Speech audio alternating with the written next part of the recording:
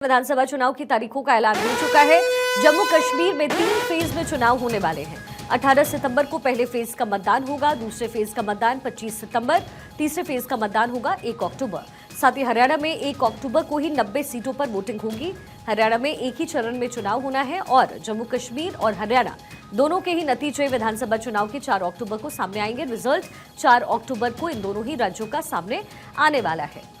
जम्मू कश्मीर को लेकर के लगातार चुनाव की तारीखों को लेकर के चर्चा हो रहा था और इलेक्शन कमीशन की तरफ से ये नोटिफाई किया गया है। 4 अक्टूबर को दोनों राज्यों के रिजल्ट आएंगे। जम्मू कश्मीर में 3 फेजेस में चुनाव, वही हरियाणा में 1 फेज यानी 1 अक्टूबर को ही मतदान होगा। Elections in J&K will be held in 3 phases. So this is a shorter period.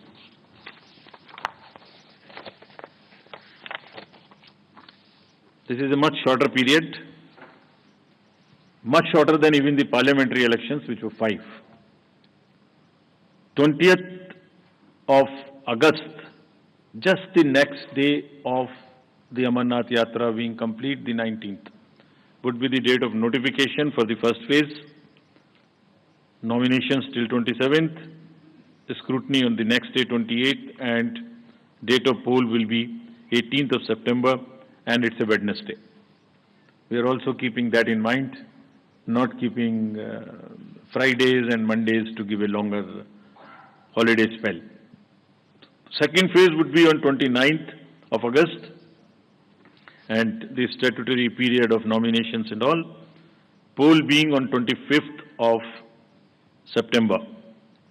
And phase 3, nomination on 5th of September, and every voting finishing on 1st of October. So, counting would be on 4th of October, and everything would be over, bind up on 6th of October. Haryana would be in the last phase, exactly coinciding with the third phase of J&K, nomination being on 5th of September, last date of making nomination on 12th of September, date of poll 1st October, and date of counting coinciding with J&K on 4th of October, everything to be over on 6th of October. तो देखिए हरियाणा विधानसभा का चुनाव और इसका भी ऐलान हो चुका है। केशव झा मेरे सहयोगी इस समय कनेक्टेड हैं। केशव, उम्मीद की जा रही थी कि महाराष्ट्र के चुनाव के की घोषणा है वो भी हो जाएगी, लेकिन जम्मू कश्मीर को लेकर के ये जानकारी सामने आई इलेक्शन कमीशन की तरफ से, साथ ही हरियाणा को लेकर के। जम्मू कश्मीर को लेकर के जो तैयारी है अभी भी कहा यह जा रहा है कि वहां पर पूरी तरीके से करना बाकी है, क्योंकि जम्मू कश्मीर में अब 3 फेजेस में चुनाव है और पहले के मुकाबले ये कम है, यानी पहले जो चुनाव होते थे वो ज्यादा फेजेस में होते थे। इस समय कैसी तैयारी इलेक्शन कमीशन की दिख रही है और पॉलिटिकल पार्टीज की? बिल्कुल सीखा आपने, सही कहा। देखिए सबसे पहले 2019 में आर्टिकल 370 हटने के बाद पहली बार वहां पे जम्मू कश्मीर में चुनाव कराया जा रहा है चुनाव आयोग की तरफ से। ऐसे में सभी की नज़रें जम्मू कश्मीर पे इसलिए भी टिकी हुई है। हालांकि इस बार जम्मू कश्मीर में सिर्फ और सिर्फ 3 फेज में ही चुनाव कराए जाएंगे। जो आज चुनाव आयुक्त राजीव कुमार के द्वारा जो घोषणा की गई है उसमें साफ तौर से कहा गया है कि जम्मू कश्मीर में 90 विधानसभा सीटों पर 3 फेज में चुनाव कराए जाएंगे। पहला फेज 18 सितंबर को होगा, दूसरा फेज 25 सितंबर को और तीसरा जो फेज है वो 1 अक्टूबर को होगा।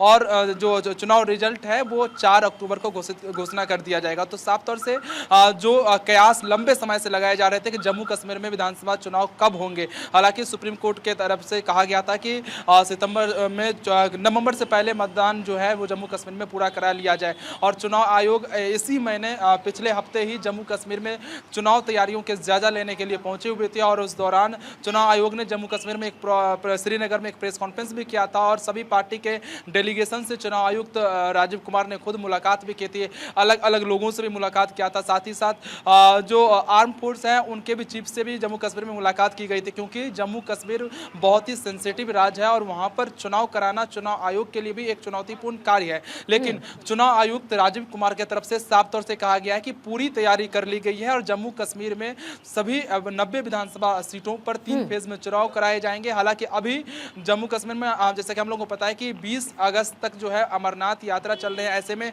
अमरनाथ यात्रा को मैनेज करने के लिए बहुत बड़ी संख्या में जो सिक्योरिटी फोर्स है उनको लगाए गए हैं। तो ऐसे में आप समझ सकते हैं कि जब चुनाव होंगे तो फिर उन्हीं आर्म फोर्स को चुनाव ड्यूटी में भी डिप्लॉय कर दिया जाएगा, क्योंकि जम्मू कश्मीर में एडिशनल फोर्स तैनात किए जाते हैं चुनाव ड्यूटी में, क्योंकि एक सेंसिटिव स्टेट है और वहाँ पर जो भी प्रतिनिधि, जो भी उम्मीदवार होते हैं किसी भी पार्टी के, उनको भी एक सुरक्षा मुहैया कराई जाती है Z+ कैटेगरी के, Y+ कैटेगरी के। और चुनाव आयुक्त राजीव कुमार ने खुद बाकायदा प्रेस कॉन्फ्रेंस में कहा है कि उनके सामने जब वो जायजा लेने के लिए जम्मू कश्मीर गए हुए थे तो उनके सामने कई पॉलिटिकल पार्टी के नेताओं ने इस बात का आशंका जताई कि कुछ पार्टी के नेता को ज़्यादा सुरक्षा दे दी जाती है, दूसरे पार्टी के नेता को कम सुरक्षा दी जाती है। लेकिन इस बार चुनाव आयुक्त की तरफ से साफ तौर से कहा गया है कि जम्मू कश्मीर में जिस भी पार्टी का जो भी उम्मीदवार होगा उनको इक्वल सुरक्षा मुहैया कराई जाएगी उनके ऊपर थ्रेट को देखते हुए।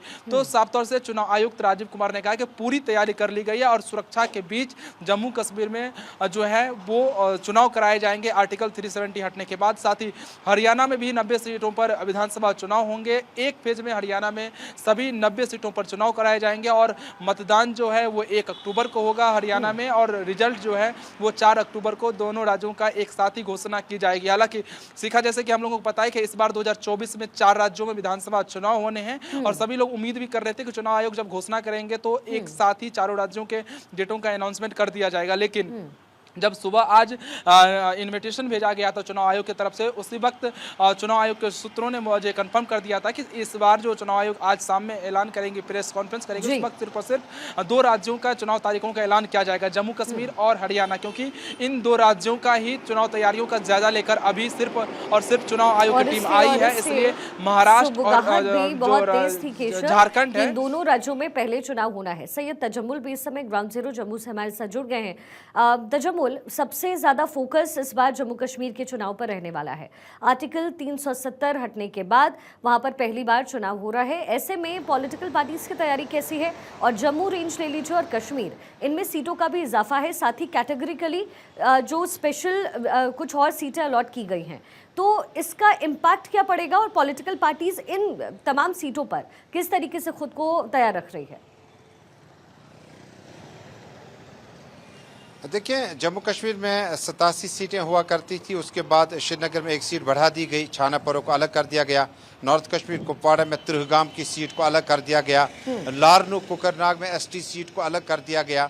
इसके अलावा रिजर्वेशन जो रखी गई है पंडितों के लिए, रिजर्वेशन कश्मीरी पंडित जो हैं उनके लिए सीटें रिजर्व कर दी गई, तो कुल मिलाकर ये 90 तक सीटें पहुंच गई। डिलिमिटेशन भी हुई। आज के विधायक ने, अगर ये एरिया फॉर एग्जांपल मैं इस वक्त छानपोरा श्रीनगर कॉन्स्टिट्यूंसी में हूँ, ये एरिया जो उस तरफ का है ये लाल चौक कॉन्स्टिट्यूंसी पड़ता है, और ये एरिया जो है ये डिलिमिटेशन के बाद छानपोरा अलग कॉन्स्टिट्यूंसी कहलाया, जो किसी वक्त में अमीरा कदर लाल चौक कॉन्स्टिट्यूंसी कहलाता था। अब चुनावी तैयारियों के लिए आपको लोकसभा के लिए एक अच्छा सेमीफाइनल था, आपने मौका देखा डिलिमिटेशन के बाद, क्योंकि संसद के चुनाव जब हुए तब भी डिलिमिटेशन था, और उस डिलिमिटेशन में आपके लिए एक सीखने का बड़ा अच्छा मौका था कि आपका ST रिजर्व सीट कहाँ है, आपके ट्राइबल वोट कितने हैं, आपके दूसरे एरिया जुड़ गए हैं। लेकिन बड़ी बात है कि जम्मू कश्मीर में लोकसभा के चुनाव पर जो मैराथन ज्यादा था वो 35 से 370 के बाद जम्मू कश्मीर में रीजनल पार्टीज कहती थी कि हमने बेस्ट स्पीकर को असेंबली या पार्लियामेंट तक भेजना है, जो वहां जम्मू कश्मीर के मुद्दों की बात करेगा और अपने मुद्दे उठा देगा। वक्त चलता गया और जम्मू कश्मीर में जब ये विधानसभा के चुनाव हुए, लोकसभा के चुनाव मुकम्मल होने के बाद जब हम विधानसभा के चुनाव की तरफ जा रहे हैं, तो उमर अब्दुल्ला महबूबा मुफ्ती कहती है कि वो यूटी में इलेक्शन नहीं लड़ेंगी, ये एक सेटबैक हो सकता है। दूसरा ये कि जम्मू कश्मीर में जब आप डिलिमिटेशन के बाद तैयारी में लगे हों, कुछ देर बाद आपके जो बिल्कुल इलेक्टोरल वार्ड्स जो है कंप्लीट हो जाएंगे 22 तक, उसके बाद आपके चुनावी उम्मीदवार जो होंगे मैदान में उनके नाम निकलना शुरू हो जाएगा, या एक बार फिर बीजेपी कांग्रेस का ही नेशनल कॉन्फ्रेंस PDP के साथ मुकाबला है, जो कि पहले PAGD बना था, कांग्रेस उसमें था, नेशनल कॉन्फ्रेंस उसमें था, बाकी पार्टियां थी, PDP थी, वो अलग होगी। फिर इंडिया ब्लॉक बना तो फारूक अब्दुल्ला की पार्टी नेशनल कॉन्फ्रेंस उससे भी बाहर आई, वो कहते हैं कि सिर्फ नेशनल कॉन्फ्रेंस जो है वो अपने दमखम पे इलेक्शन लड़ेगी। उसके बाद PDP जो है वो भी कभी हाँ के मतरादिफ चल रही है कि कांग्रेस पार्टी के साथ उनके जेर जमीन कुछ राब्ते चल रहे हैं कि किसी जगह पर कांग्रेस का प्रेसिडेंट, कांग्रेस के जिनके पास झारखंड का इजाफी चार्ज है जनरल सेक्रेटरी का, जी मीर का, CWC मेंबर तारिक हमीद का रहा है। हाई प्रोफाइल पॉलिटिशियंस जो कांग्रेस के हैं उनको PDP क्या जम्मू कश्मीर में प्री पोल अलायंस में थोड़ी जगह देगी या नहीं, क्या ये अलायंस हो पाएगी या नहीं, ये सारे मुद्दों को लेकर जम्मू कश्मीर में इस चुनाव पे नजरें काफी समय से थी। और 10 साल के बाद जब जम्मू कश्मीर में आप चुनाव कराने जा रहे हैं तो गालिबन इसका असर आम लोगों के पड़ेगा। लेकिन national party versus regional party ही इलेक्शन होगा। भले ही प्री पोल अलायंस में रीजनल पार्टीज ना जाएं, लेकिन लाइक माइंडेड पार्टीज जो हैं वो आपको नेशनल लेवल पे न सिर्फ पार्लियामेंट या संसद के जब चुनाव होंगे या जो चुनाव आपके विधानसभा के होंगे तो वहां पे इकट्ठे हो सकते हैं। कुल मिलाकर अच्छा माहौल है। तैयारियों का वक्त भी मिला क्योंकि लोकसभा के चुनाव अभी अभी खत्म हुए, तो उस सेमीफाइनल का इंप्रेशन जरूर है। मुझे लगता है कि सितंबर के महीने में जब ये फेजेस मुकम्मल हो जाएंगे तो जम्मू कश्मीर को अपनी लोकप्रिय सरकार जो है वो जम्मू कश्मीर के आवाम को मिलेगी और पानी, बिजली, सड़क, अनएम्प्लॉयमेंट, विकास, ये सारी चीजें जो है ये रफ्तार पकड़ना शुरू करेगी जम्मू कश्मीर में। तो जम्मू हमने देखा कि लोकसभा चुनाव में लोगों ने बढ़ चढ़ करके हिस्सा लिया, इसका जिक्र इलेक्शन कमीशन की तरफ से भी किया गया। लेकिन जो रिजर्व सीट्स है इसका क्या असर पॉलिटिकल पार्टीज पर पड़ेगा, फिर वो नेशनल हो या फिर रीजनल पार्टीज? देखिए, रिजर्व सीट्स पर बहुत ज्यादा बवाल उठा था। नेशनल कॉन्फ्रेंस और PDP ने लगातार कहा था कि जो सीटें आप रिजर्व कर रहे हैं इसका मतलब है कि आप किसी कैटेगरी को, किसी खास कम्युनिटी को प्रमोट कर रहे हैं। मिसाल के तौर पर कश्मीरी पंडितों के लिए जब आप सीटें रिजर्व करते हैं तो इसका मतलब है PDP नेशनल कॉन्फ्रेंस कहती है कि इन्हें इलेक्शन लड़वाओ और उसके बाद जितवा के आप अगर इनको विधानसभा तक भेजते हैं तो अच्छी बात है। अगर रिजर्वेशन में आप उनको पहले ही जिता हुआ डिक्लेयर करते हैं तो यकीनन पॉलिटिक्स जो है वो बहुत ज़्यादा गर्म है। इसी तरह से जो बाकी इश्यूज हैं, न सिर्फ रिजर्वेशन को लेकर जो ST कैटेगरी की सीट जो है वो गुरेज में रिजर्व कर दी गई। लारनू कोकरनाग का जो दक्षिणी कश्मीर का इलाका है वहाँ पे सीट को रिजर्व कर दिया गया।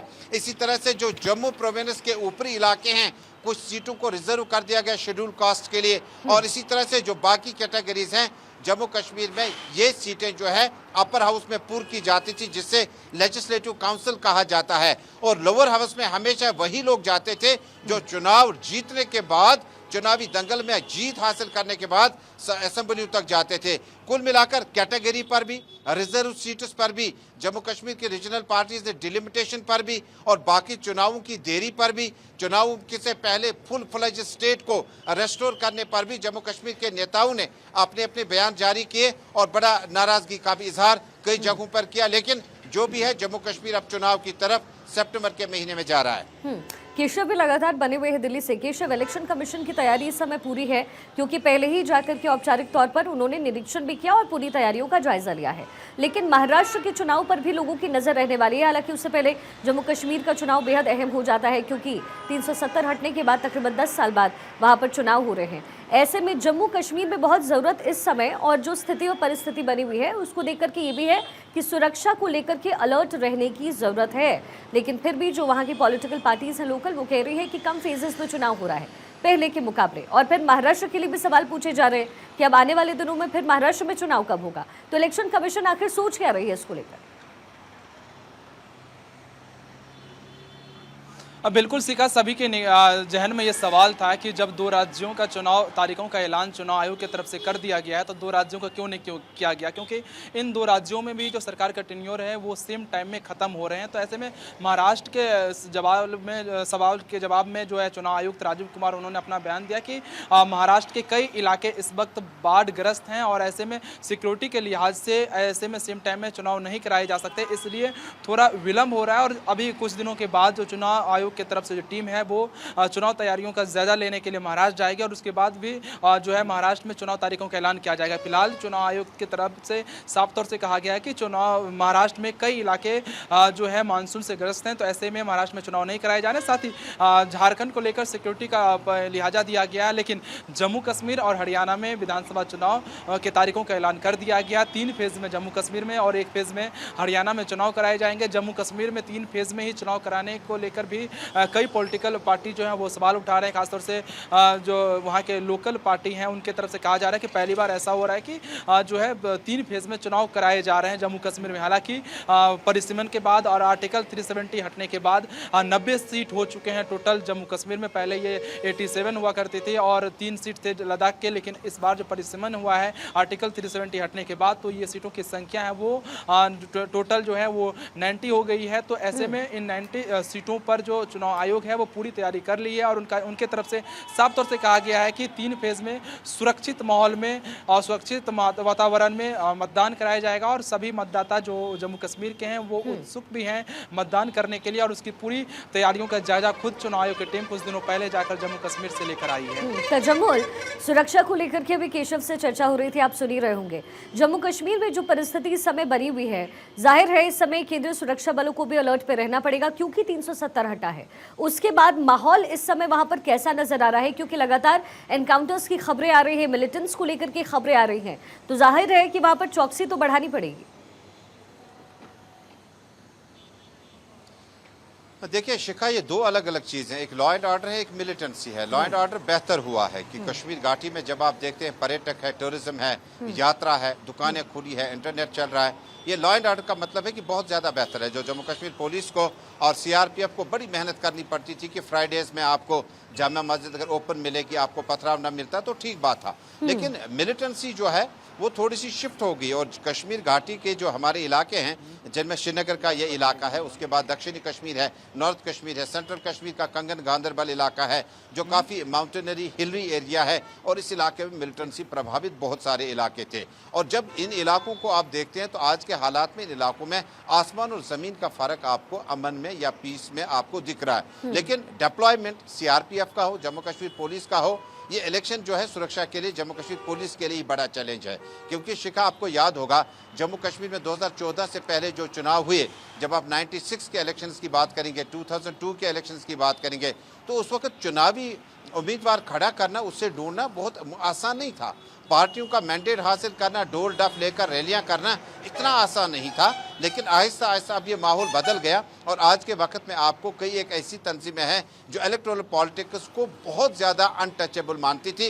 गालिबन उनका भी अब आने वाले वक्तों में, जिसमें जमात इस्लामी है, हुर्रियत कॉन्फ्रेंस है, शायद उनके उम्मीदवार भी मैदान में होंगे, भले ही नाम उनका इंडिपेंडेंट हो या कोई और हो। लेकिन जो भी है, जम्मू कश्मीर में सुरक्षा बलों के लिए एक बड़ी चुनौती है, जहां line of control, actual line of control, international border, उसके बाद बफलियाज, बाटादूरी, कंडी और उसके बाद अब वापस आते आते जब आप कुटवा और उसके बाद शिवखुरी, उसके बाद जम्मू कश्मीर के गुडूल में जब आप इस तरह के दिन के उजाले में बड़े अटैक देखते हैं, तो गालिबन इसका मतलब है कि सुरक्षा बलों को और ज़्यादा सतर्क रहना होगा। क्योंकि इन चुनावों को 370 के टूटने के बाद जब आप देखते हैं तो इसकी सिग्निफिकेंस और इम्पोर्टेंस बहुत ज़्यादा बढ़ गई। भले ही चुनाव यूटी में लड़े जाते हैं, लेकिन चुनावों से पहले जम्मू कश्मीर की जो पोजीशन थी, जो कॉन्स्टिट्यूशनल पोजीशन थी, वो तब्दील हो गई है। और इस पोजीशन के चेंज होने के बाद जो परिसीमन हुआ, उसके बाद कई एक चीज़ों पर ऑब्जेक्शन भी हुआ और कई आवाज़ें भी उठी, लेकिन उसके बाद इन चुनावों को कराना, सुरक्षा व्यवस्था अपनी जगह, लॉ एंड ऑर्डर अपनी जगह, लेकिन बाकी महाजों पर भी, बॉर्डर्स पे भी और बाकी आवाज़ों पे भी बहुत ज़्यादा ध्यान रखने की ज़रूरत है ताकि ये माहौल पुरअमन तरीके से निकल जाए और अक्टूबर के पहले हफ्ते में जम्मू कश्मीर को अपनी सरकार, अपना चीफ मिनिस्टर, अपना कैबिनेट नजर आएगा। वहाँ ग्राउंड पर रहकर के आप चीज़ों को बेहतर समझते हैं तजुम्मुल, मुझे आप ज़रा ये बताइए कि परिसीमन के बाद और इस समय जो रिजर्व सीटें की गई हैं, जो रीजनल पार्टीज होती है वो एक तय फॉर्मूले पर काम करती है। इस बार अब कुछ अलग हो रहा है, 10 साल बाद चुनाव सबसे पहले, उसके बाद रिजर्व सीटें, तो इसका क्या असर आपको नज़र आता है? क्या गतिरोध जैसी स्थिति भी आपको दिखती है पॉलिटिकल पार्टीज के बीच? देखिए, 35 से 370 के ख़त्म होने के बाद रीजनल पार्टीज़ के लिए जो मेन ऑब्जेक्टिव और फोकस था वो restoration of full fledged state और उसके बाद स्टेट हुड की भी बात चली। लेकिन जो जम्मू कश्मीर की परिस्थिति में सीटों को रिजर्व करना, रीऑर्गेनाइजेशन एक्ट के बाद आपने कई कवानीन जो है जम्मू कश्मीर में लाए, जिसमें इंडस्ट्रियल पॉलिसी के लिए जम्मू कश्मीर में 370 अनुच्छेद 35 से ख़त्म होने के बाद जो जम्मू कश्मीर में सीटों को रिजर्व कर दिया गया, कैटेगरीज को प्रमोट किया गया, उस पर रीजनल पार्टीज में पीडीपी एनसी को ऑब्जेक्शन 1000 जगहों पर है। वो कहते हैं कि जम्मू कश्मीर में कोई भी शख्स किसी भी कैटेगरी से हो वो आवाम के पास जाए, वोट हासिल करे, उसके बाद वो विधानसभा में जाए। अमूमन जैसे मैंने पहले भी कहा था कि रिजर्व सीट्स या जब आपने आर्ट, कल्चर, स्पोर्ट्स, जर्नलिज्म या किसी को मखसूस तबके को प्रमोट करना था तो अदबी शख्सियतों को या फिल्म इंडस्ट्री में जो लोग हैं उनको आप या तो राज्यसभा या अपर हाउस में जाके भेजते थे और उनकी इज्जत अफजाई हो जाती थी। लेकिन कश्मीर में जब आप नई ऑर्गेनाइजेशन एक्ट के बाद जम्मू कश्मीर में कवानीन को अमेंड करते हैं, इन लॉज को अमेंड करने के बाद जब आपने रिजर्व सीट्स का ऐलान किया, बीजेपी ने इसका वेलकम किया। उन्होंने कहा कि पंडित महाजनी ने जम्मू कश्मीर छोड़कर जो कुर्बानियां दी, जो त्याग दिए, जो उन्होंने मुसलसल अपनी तरफ से जो परेशानियां उठाई, यकीनन उन्हें अपलिफ्ट करने की जरूरत है। लेकिन national conference, PDP, people's conference समेत कई पार्टियां हैं जो ऐसी चीजों पर बहुत ज्यादा ऑब्जेक्शन करते हैं। वो रिजर्व सीट्स पर अपनी पॉलिटिक्स में कहते हैं कि आइए सब मिलकर पब्लिक के पास जाएं और जनता जनार्दन ही फैसला कर सके। यानी कि पुराने फॉर्मूले पर ही चुनाव इस समय जो रीजनल पार्टीज है वो लड़ना चाहती है, लेकिन इलेक्शन कमीशन का फैसला कुछ और है।